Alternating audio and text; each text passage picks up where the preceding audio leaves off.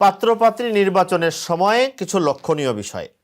আমরা যখন কেউ মেয়ে খুঁজছে, নিজের জন্য হোক, নিজের সন্তানের জন্য হোক, কোনো মেয়ে ছেলে খুঁজছে, তার পক্ষ থেকে সে খুঁজছে, অভিভাবক খুঁজছে, নিজের জন্য হোক বা তার কোনো মেয়ের জন্য হোক, তখন খুব খেয়াল রাখতে হবে। এখানে কয়েকটা বিষয় মাথায় রাখতে হবে নির্বাচন করার সময়। আমি যখন মেয়ে দেখছি, ছেলে দেখছি, প্রথম বিষয় হলো নিজের অবস্থাটা একটু মনে রাখতে হবে, খেয়াল রাখতে হবে। আমি যে মেয়ে খুঁজতেছি, আমি কে, আমার কি অবস্থা, আমার দৃষ্টিতে আমার জন্য কি ধরনের মেয়ে হওয়া চাই। আমি হলাম থাকি জমিনে, আমি খুঁজতেছি আসমানে। তো ইসলাম সব জায়গায় এই সমস্ত ক্ষেত্রে মানুষকে মুহাসাবায়ে নাফস, আগে নিজের বিবেচনাটা করতে শেখায়। এই জন্য অনেক সময় আমাদের আছে নিজের কথা মনে থাকে না, আমি কোথায় এবং কোন অবস্থায় আছি এটা মনে থাকে না, অথবা অনেক সময় নিজের ব্যাপারে খুব সুধারণা থাকে, যেটা পরিমাণ এবং প্রয়োজনের চেয়ে অনেক বেশি। এখন আমি যদি আমার অবস্থান না বুঝে, চিন্তা না করে আমি যদি আকাশ কুসুম স্বপ্ন দেখি, কল্পনা করি, তাহলে ওখানে কিন্তু আমার কি হতে পারে, অনেক জায়গায় লজ্জিত হওয়া লাগতে পারে। এই জন্য প্রথম একটা বিষয়, এটা আমাকে লক্ষ্য যখন নির্বাচন করি তখন আমার খেয়াল রাখতে হবে, আমার অবস্থানটা জানতে হবে। দ্বিতীয় হলো এখানে যেটা মনে করতে হবে সেটা হলো বাস্তবতাটাও বুঝতে হবে, বাস্তবতা দিয়ে খেয়াল রাখতে হবে। অবাস্তব না কল্পনা বিলাসে পড়ে গেলে সমস্যা। অনেক সময় মানুষ পারিপার্শ্বিকতার কারণে আক্রান্ত হয়ে পড়ে।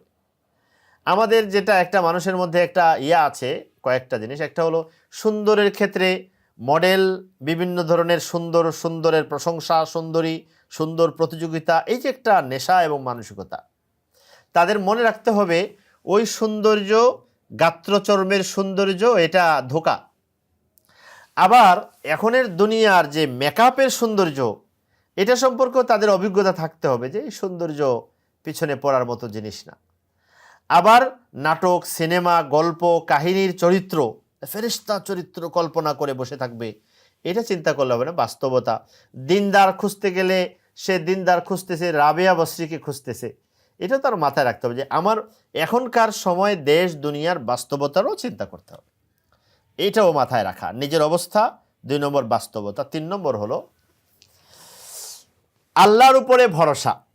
ইসলাম এটা শিক্ষা দেয়, কোনো জিনিস যখন অনুসন্ধানে তুমি বের হও, তুমি এটা মাথায় নিও না যে আমি তিল তিল করে, কড়ায় গন্ডায় হিসাব করে আমি নিশ্চিতভাবে আমি আমার গন্তব্যে পৌঁছে যাব, এটা চিন্তা করো না, এটা পছন্দ না। আমি আমার সর্বোচ্চ চেষ্টা করব, আর এরপরে আমার ভরসা থাকবে আল্লাহ তাআলার উপরে। আমি সবসময় আমার অনুসন্ধান তলবের সময়, চাওয়ার সময় আল্লাহর উপর ভরসা। আমি মনে হতে পারে আমি 110 ভাগ দেখা করছি, এরপরে দেখি সমস্যা। আবার একজন আল্লাহর উপর ভরসা করে অর্ধেক দেখেছে, তো এ দেখেছে খুব ভালো পেয়েছে। আল্লাহ এটা পছন্দ করেন। আল্লাহর বান্দা যখন তার চেষ্টার পাশাপাশি আল্লাহর উপর ভরসা করে, এটা আল্লাহর খুব পছন্দ হয়। এই জন্য আল্লাহর এই পাত্র পাত্রী খোঁজার সময় খুব যে কোনো অনুসন্ধানের সময় আল্লাহ এটা পছন্দ করেন। আল্লাহ বান্দা আমার উপরে কি করুক, আমার উপরে ভরসা করুক। এমনকি হাদিস শরীফে আছে যে আপনার একটা কোনো জিনিস হারায় গেছে, আপনি খুঁজতেছেন, তালাশ করতেছেন, তখন একটা দোয়া আছে, আল্লাহুম্মা ইয়া জামিআন নাস লিয়াউমিল লা রাইবা ফিহি ইজমা আলাইয়া যাল্লাতি। আল্লাহ, আপনি তো কিয়ামতের দিন সমস্ত কালের পর কাল, হাজারো লক্ষ বছরের হারিয়ে যাওয়া মানুষগুলোকে একত্র করে ফেলবেন। আপনি তো জানেন আমার এটা কোথায় আছে। ইজমা আলাইয়া যাল্লাতি, আমার হারিয়ে যাওয়া সম্পদ আমার জন্য বের করে দেন। তো আমি যখন পাত্রী অনুসন্ধানে নেমেছি, আমার আল্লাহর কাছে চাওয়া উচিত, দোয়াও করা উচিত, আল্লাহ আমি যেটা চাচ্ছি, যেটা ভালো আমার জন্য, আপনি আমাকে পৌঁছায় দেন। এর একটা অংশ হলো ইস্তেখারা, আল্লাহর কাছে ইস্তেখারা করা, চাওয়া।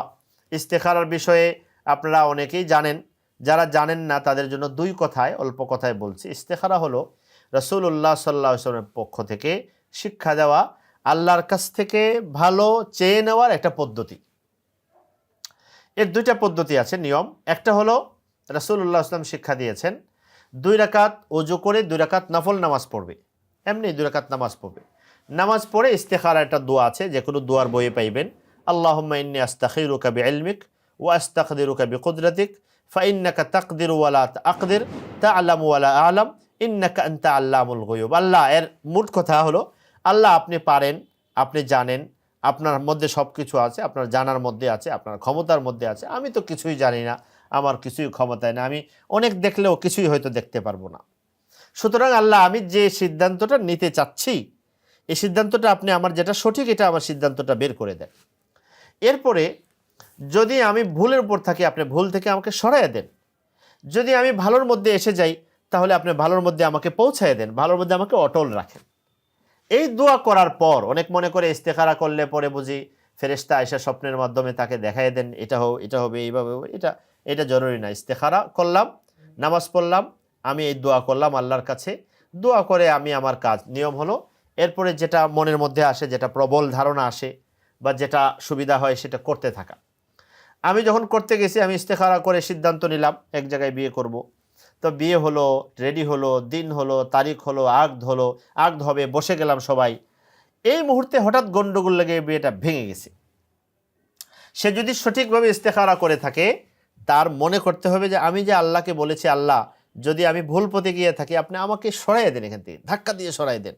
মনে করতে হবে আল্লাহ আমাকে এখন এই মুহূর্তে আমাকে সরাইয়ে দিয়ে বাঁচাই দিয়েছেন, তাহলে তার মনে পেরেশানি থাকবে না, কষ্ট থাকবে না।